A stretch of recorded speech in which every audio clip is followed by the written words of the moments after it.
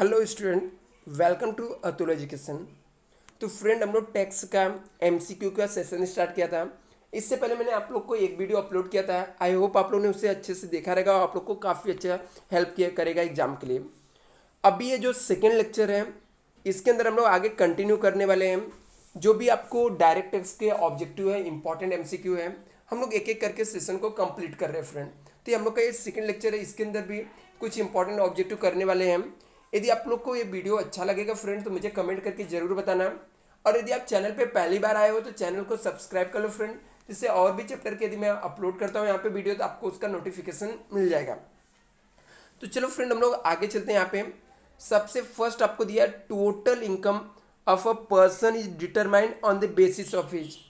बोलता है total income किसी पर्सन के कौन से बेस के ऊपर हम लोग क्या करते हैं, डिटरमाइन करते हैं। तो यहाँ पे आपको ऑप्शन क्या दिया है, सिटीजनशिप, रेसिडेंशियल स्टेटस और मैरिटल स्टेटस। तो आपको तीन ऑप्शन दिए, तो इसमें से राइट ऑप्शन क्या है फ्रेंड, आपको भी पता है रेसिडेंशियल स्टेटस से डिटरमाइन होता है। कैसे रेसिडेंशियल स्टेटस हम लोग कैलकुलेट करते थे फ्रेंड, आपको याद है ना, 182 डे वाला, और हम लोग को 60 day, 365 day, last 4 presiding previous year. तो इसके बेस पे हम लोग कैलकुलेट करते थे, तो उसके बेस पे इनकम डिटरमाइन होता है।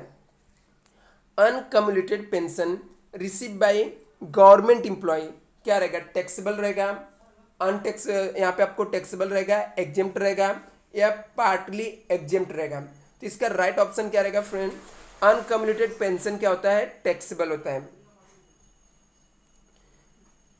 यहाँ पे हम लोग आ जाते हैं नेक्स्ट पे, salary receive manager of agriculture form is. बोलता है सैलरी रिसीव हुआ, मैनेजर है किसका, एग्रीकल्चर फॉर्म का है।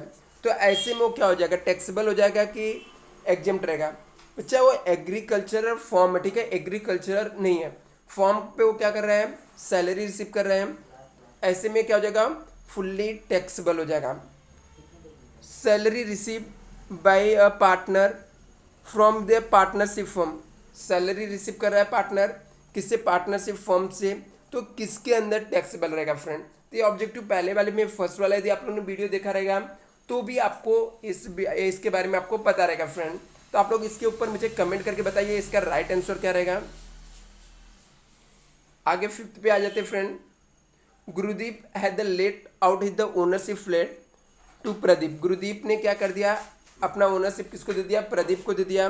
The municipal tax due on 31 मार्च 2020 को, 31 मार्च 2020 को वेयर पेड किया mister Datta as a friend of Gurdeep.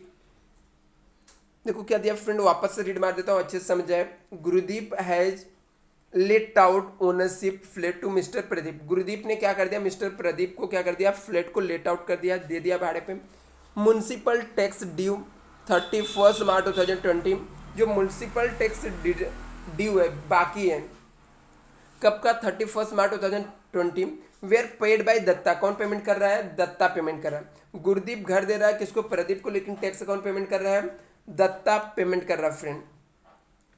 Mister Gurdeep eight, देखो क्या है, friend of mister Gurudeep on 28/3/2020, Gurudeep came, Gurudeep इसके लिए क्या कर सकते हैं यहाँ पे, claim the municipal tax deduction from the gross annual value से, not claim the municipal tax deduction from the gross annual value, claim 50% of the municipal tax from the gross annual value. तो आपको इतने option दिए, इसमें से right option क्या है, not claim the municipal tax deduction from the gross annual value में से वो डिडक्शन का क्लेम नहीं कर सकते friend. Shiv Prasad paid tuition fees 10,000 to for M Com part 1।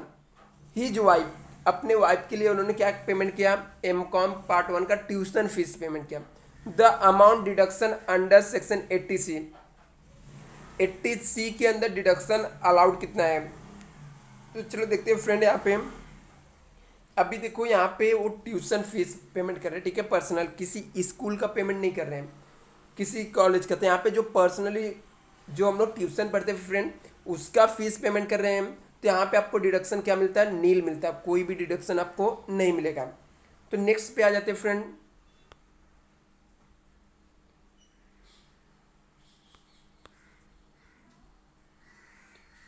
चलो फ्रेंड देखो यहाँ पे क्या लिखा है, अ new business was setup on 1 October 2019, the first previous year will be and.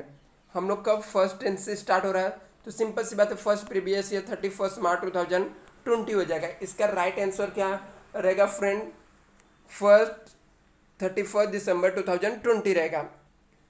Pune university assets to income tax, Pune university कौन से अंडर में आती है इसमें से, इंडिविजुअल है, आर्टिफिशियल जुडिशरी पर्सन है, या लोकल अथॉरिटी है। तो इसका राइट ऑप्शन क्या है फ्रेंड, वो आर्टिफिशियल जुडिशरी पर्सन के अंदर आता है। आप लोगों ने टाइप्स ऑफ इंडिविजुअल या एसएससी पढ़ा रहेगा, तो उसके अंदर आप लोगों ने पढ़ा रहेगा अच्छे से। नहीं पढ़े हो तो एक बार पढ़ लेना फ्रेंड, तो आपको उससे रिलेटेड जो भी ऑब्जेक्टिव बनेंगे आपको काफ़ी क्लियर हो जाएंगे। Income earn and receive outside India taxable in case, हम लोग इनकम अर्न भी कर रहे हैं आउटसाइड इंडिया और रिसीव भी आउटसाइड इंडिया कर रहे हैं। यदि हम लोग इनकम अर्न भी कर रहे हैं कहाँ पे, आउटसाइड इंडिया कर रहे हैं, और रिसीव भी आउटसाइड इंडिया कर रहे हैं, तो कौन से हेड के अंदर टैक्सेबल रहेगा। एक उसके अंदर आप लोग को पता है, याद हम लोगों ने फ्रेंड, हम लोग ने 3 ऐसा कॉलम बनाते थे, residents and ordinary residence, residence but not ordinary residence, और नॉन रेसिडेंस। तो कौन से हेड के अंदर आएगा, तो रेसिडेंस एंड ऑर्डिनरी रेसिडेंस के अंदर आएगा फ्रेंड, आप लोग को याद रहेगा। तो dividend receive is exempted if receive from an Indian company, cooperative bank, any company. तो आपको पता है फ्रेंड इसका राइट आंसर क्या आएगा, इंडियन कंपनी से यदि हम लोगों ने डिविडेंड रिसीव किया तो आपको एग्जेम्प्ट रहता है। इसके अलावा आप किसी और से रिसीव कर रहे हो तो आपका एग्जेम्प्ट नहीं रहेगा। आगे चलते हैं यहाँ पे, capital gain arise out of transfer of, capital gain हम लोग को किस कब मिलता है, क्या ट्रांसफर करने पे, कैपिटल असेट्स ट्रांसफर करने पे, any assets, any liability transfer करने पे।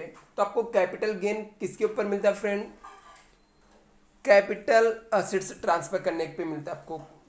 आगे आ जाते, gift receive from brothers 1 lakh, तो कितना टैक्सेबल रहेगा। मैंने आपको बताया था फ्रेंड, यदि फ्रेंड से आया तो 50,000, बट रिलेटिव से कितना भी आपको गिफ्ट रिसीव हुआ फुल्ली एग्जेम्प्ट रहेगा। ये क्या रहेगा बच्चा, फुल्ली एग्जेम्प्ट रहेगा। Raju has let out his residence house for the commercial purpose, Raju ने अपने घर को किसके लिए दिया है फ्रेंड, कॉमर्शियल पर्पज के लिए।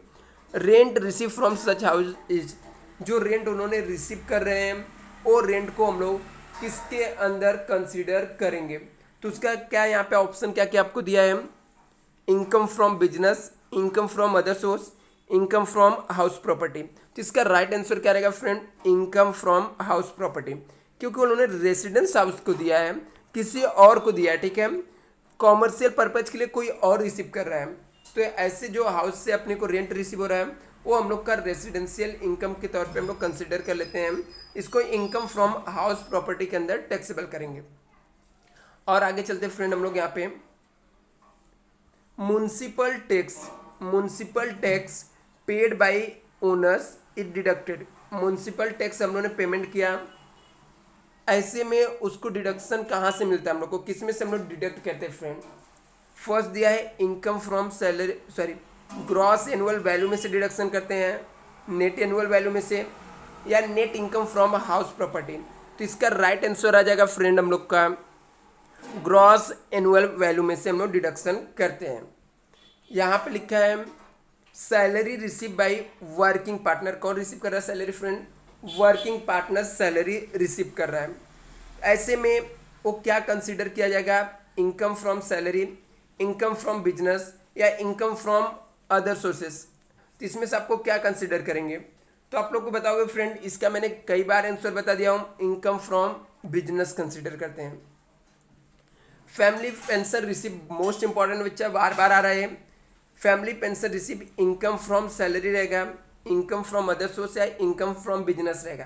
तो आपको भी पता फ्रेंड, फैमिली पेंशन रिसीव कर रहे हैं तो किसके अंदर आएगा, इनकम फ्रॉम अदर सोर्स के अंदर आएगा। चलो और आगे चलते फ्रेंड, यहाँ पे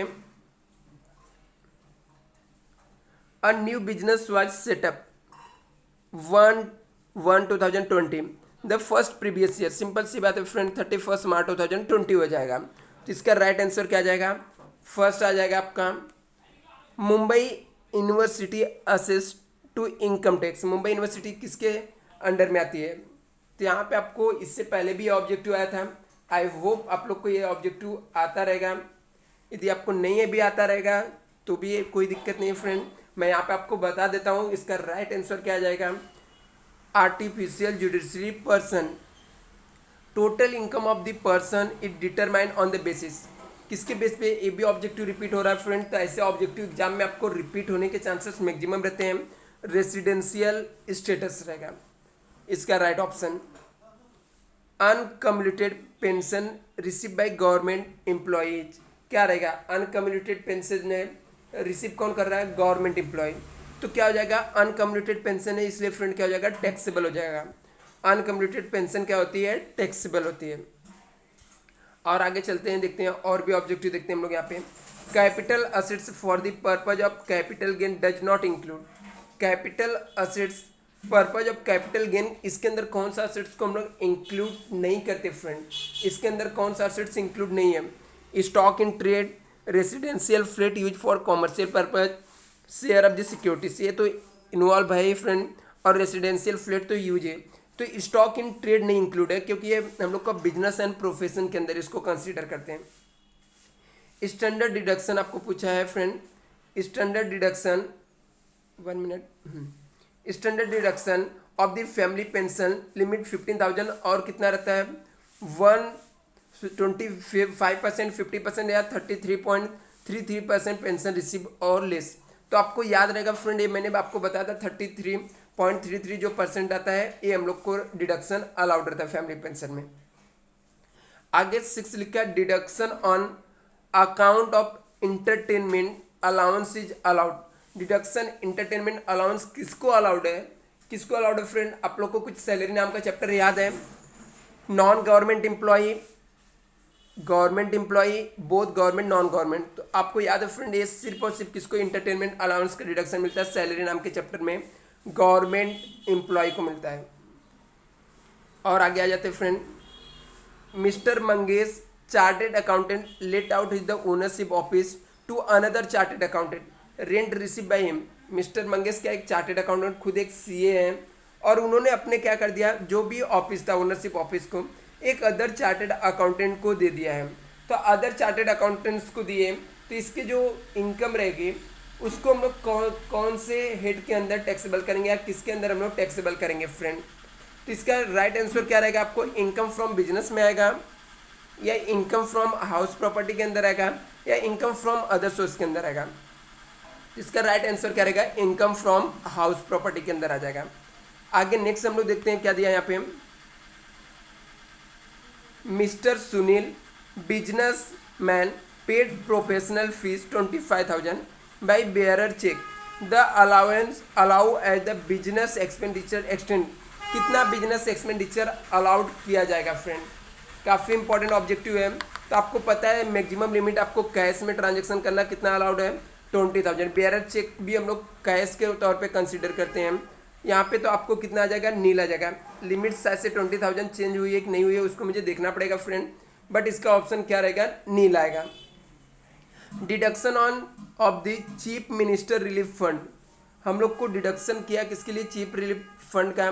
तो अलाउ द बिजनेस एक्सपेंडिचर है, नॉट अलाउबल बिजनेस एक्सपेंडिचर है, या partly allowed as a business expenditure है। हम लोगों ने क्या दिया है, डोनेशन दिया फ्रेंड, ठीक है, डिडक्शन है डोनेशन है। चीफ मिनिस्टर रिलीफ फंड में जैसे बाढ़ आता है, फ्लड आ गया ऐसा, ठीक है, कुछ ऐसे सिचुएशन आता है, भूकंप आ जाना, अर्थक्वेक आ जाना, तो ऐसे में जो हम लोग relief chief minister relief fund में हम लोग देते हैं फंड को, उसके ऊपर डिडक्शन कितना अलाउड है। तो नॉट, एक कौन सा expenditure, not allowable business expenditure है फ्रेंड। चलो आगे चलते हम लोग, यहाँ पे 13 में जो क्वेश्चन आए हुए थे क्या दिया यहाँ पे friend, entertainment allowance in case of government employ fully exempt है, फुल्ली टैक्सेबल है, deduction up to certain limit mention under section 16 subsection 12 के अंदर। तो यहाँ पे क्या है, गवर्नमेंट एम्प्लॉय के लिए कितना अलाउड है फ्रेंड, तो यहाँ पे इसका राइट आंसर है थर्ड वाला, deduction up to certain limit mention किया गया है जो सेक्शन 16 सबसेक्शन 2 के अंदर। Nagpur university accessible under the income tax, artificial judiciary person friend, बहुत बार रिपीट हुआ। Share income receive by member of HUF is fully taxable रहेगा या आपको क्या रहेगा यहाँ पे फुल्ली एग्जेम्प्ट रहेगा या 50% टैक्सेबल। तो आप एचयूएफ से रिसीव कर रहे हो फ्रेंड तो फुल्ली क्या हो जाएगा, एग्जेम्प्ट हो जाएगा। Capital gain arise from the transfer of any assets, any fix assets, any capital assets. तो आपको पता है फ्रेंड इसका राइट आंसर क्या रहेगा, एनी कैपिटल एसेट्स हम लोग ट्रांसफर करते हैं। तो आई होप आप लोग को ये सब ऑब्जेक्टिव अच्छे से समझ गया रहेगा। यदि फिर भी आपको कुछ डाउट रहेगा तो आप लोग कमेंट करिए फ्रेंड। नेक्स्ट वीडियो में आगे के जो भी ईयर्स में आए हुए ऑब्जेक्टिव वो कराने वाला हूँ, जो मोस्ट इंपॉर्टेंट एमसीक्यू रहेगा। फ्रेंड यदि आपको ये सब वीडियो पसंद आएगा तो वीडियो को लाइक करना, शेयर, सब्सक्राइब करना मत भूलना। Thank you so much.